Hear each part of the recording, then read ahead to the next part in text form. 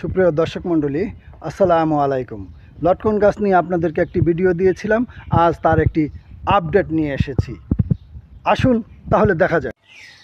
প্রিয় ভাইরা, দেখুন পুরুষ লটকন গাছ চিনার উপায়। এই যে দেখছেন, এগুলোতে এই যে ফুল হয়েছিল, পুরুষ ফুল। এই যে দেখুন পুরুষ ফুল, এগুলো ফুল মরে গেছে, তবু এর অবশিষ্টাংশ ঝুলে আছে। এই যে বিভিন্ন জায়গায় ঝুলে আছে পুরুষ ফুল।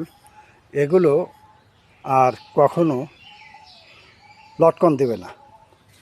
এই যে দেখুন, মাশাআল্লাহ, এই যে মহিলা গাছ, স্ত্রী গাছ, তার ছোট গাছ, একদম ছোট গাছ একটা, এটাতেই মাশাআল্লাহ অনেক লটকন হয়েছে।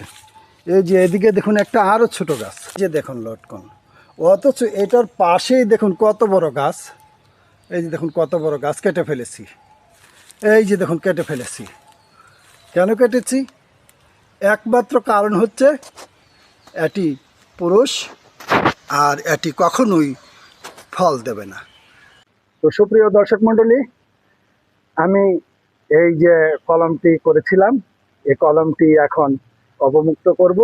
এটি আমি কি করব, মাঝখান দিয়ে এই যে উপরে একটি কভার দিয়েছিলাম, এই কভারটি কি করব, আমি ছিঁড়ে এটাকে অবমুক্ত করে দিব ইনশাআল্লাহ। মাশাআল্লাহ, মাশাআল্লাহ, মাশাআল্লাহ, দেখতে পাচ্ছেন, মাশাআল্লাহ। তিনটি কলম অলরেডি, চারটি ভিতরে তিনটি কলম অলরেডি হয়ে গেছে। আশা করি এটাও হবে।